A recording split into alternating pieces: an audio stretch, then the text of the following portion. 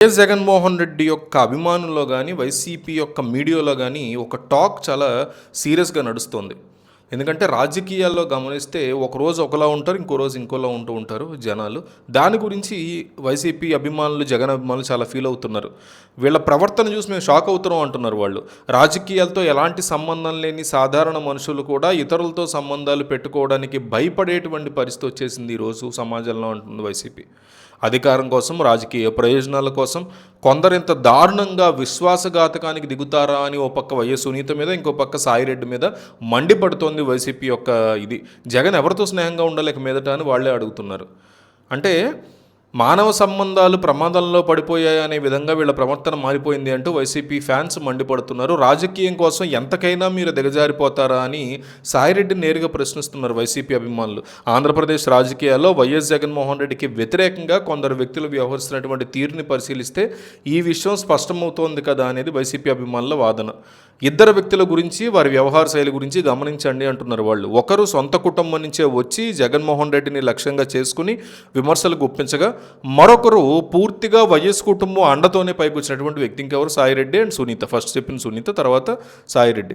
3 తరాల పాటు రాజారెడ్డి ఆశీస్సులు, రాజశేఖర రెడ్డి ఆశీస్సులు, జగన్మోహన్ రెడ్డి సాన్నిహిత్యం, వీటితో ఒక పెద్ద వ్యాపార సామ్రాజ్యాన్ని నిర్మించుకుని 2 తెలుగు రాష్ట్రాల్లోనే కాక ఢిల్లీ స్థాయిలో కూడా గుర్తింపు సంపాదించినటువంటి సాయిరెడ్డి ఇప్పుడు ఈరోజు అదే కుటుంబం మీద మతపరమైన అంశాలను తీసుకొచ్చి దారుణమైన ఆరోపణలు చేయడం అందరినీ ఆశ్చర్యానికి గురి చేస్తోంది అంటున్నారు. వైఎస్ కుటుంబం నీడలో ఎదిగి ఇంతటి ఉన్నత స్థాయికి వచ్చినటువంటి వ్యక్తి జగన్మోహన్ రెడ్డి యొక్క పాలనలో చర్చలకే ప్రాధాన్యత ఇచ్చారని, గుళ్ళని పట్టించుకోలేదని, చర్చీలే ఎక్కువ ఎంకరేజ్ చేశారని, మతం మార్పిళ్ళు ఎంకరేజ్ చేశారని విమర్శించడం విడ్డూరంగా ఉందంటున్నారు. జగన్మోహన్ రెడ్డిని తీవ్రంగా వ్యతిరేకించే రాజకీయ శత్రువులు కూడా ఇంత దారుణంగా ఏ రోజు మాట్లాడరేమో అన్నట్టుగా ఆయన మాటలు ఉన్నాయి అంటున్నారు.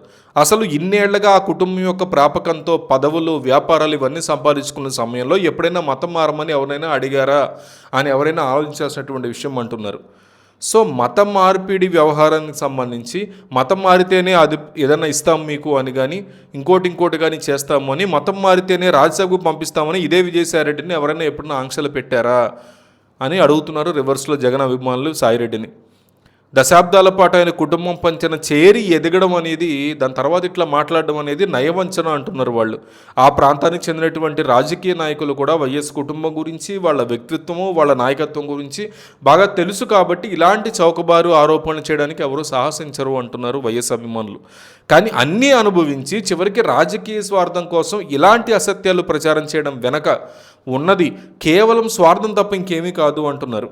ఒకప్పుడు ఎంతో సన్నిహితంగా ఉండి అంతా అయిపోయిన తర్వాత ఇలా విషయం కక్కడం చూస్తుంటే ఎవరినైనా నమ్మడానికి మనుషులు 1కి 10 సార్లు ఆలోచించే పరిస్థితి ఏర్పడింది కదా అంటున్నారు వాళ్ళు. రాజకీయాల్లో పదవులన్నీ వస్తుంటాయి, పోతుంటాయి. అబ్బా, అధికారం ఎవరికి శాశ్వతం అయితే కాదు కదా. కానీ ఒక వ్యక్తికి కనీసం వ్యక్తిత్వము, విశ్వసనీయత, నైతిక విలువలు ఇవేమీ ఉండకుండా ఎందుకుంటున్నారు అంటున్నారు వైఎస్ జగన్ అభిమానులు. స్వార్థం కోసం సొంత మనుషుల్నే వెన్నుపోటు పొడిచేటువంటి ఇలాంటి విశ్వాసఘాతకాలను చూసినప్పుడు సమాజంలో విలువలు ఎటుపోతున్నాయా అని ప్రశ్నిస్తోంది వైసీపీ యొక్క అభిమానం. ఎవరి మనసులో కల్మషం ఉందో తెలుసుకోలేక సాధారణ ప్రజలు కూడా గందరగోళానికి గురవుతారు కదా ఇవన్నీ చూస్తే అంటున్నారు. ఇలాంటి ప్రవర్తన చూసి భయపడడం కంటే కూడా సమాజం వీటిని అసహించుకుని దూరం పెట్టడం అనేది మొదలుపెట్టినప్పుడే రాజకీయాల్లో కానీ, సాధారణ సమాజంలో కానీ అసలైన మార్పు వస్తుంది అనేది జగన్ అభిమానులు ఆక్రోశంతో చెప్తున్నటువంటి మాట.